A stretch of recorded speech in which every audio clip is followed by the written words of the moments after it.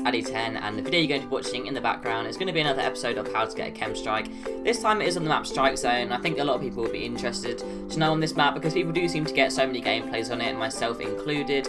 Although it isn't really my favourite map, it isn't the map I get my most gameplays on, but I still get quite a few gameplays. For example, this one, it is a fast KEM strike, so I don't have too much time, so I'm going to try and go over it very quickly. I think I'm going to do another video on STRIKEZONE because I'm going to do one on how to get it when it hasn't been KEM striked, and this one which is when it has been KEM striked. And one quick thing I want to say right here is that you do not want to be going into the B flag building very much at all. You don't really want the enemies to be spawning in there, but of course when you are playing solo it is quite hard to control the spawns. So pretty much just avoid that building as much as possible. When it has been KEM striked, it is a little bit safer to go in there because a lot of the camping spots have been like reduced, but usually it isn't very great because there's a lot of angles people can get you from, and it's really not a great place to be because it leaves you very vulnerable.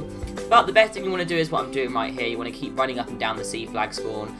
Going like where I was just then, where I quickly stared at for a couple seconds there, that's not really a thing you want to be doing too much. And that's just because the enemies do spawn down there and they kind of expect enemies to be there. So picking them up on the side is a much better thing, and you'll see me do that quite a bit. I'll run into there probably right in a couple seconds here.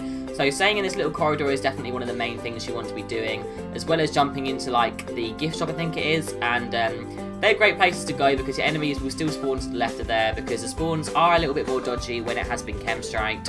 When they're spawning at the A side, I don't really know how to do that because usually the people tend to be spawning at C flag in general, and when they are spawning at A flag it isn't really too great of a time.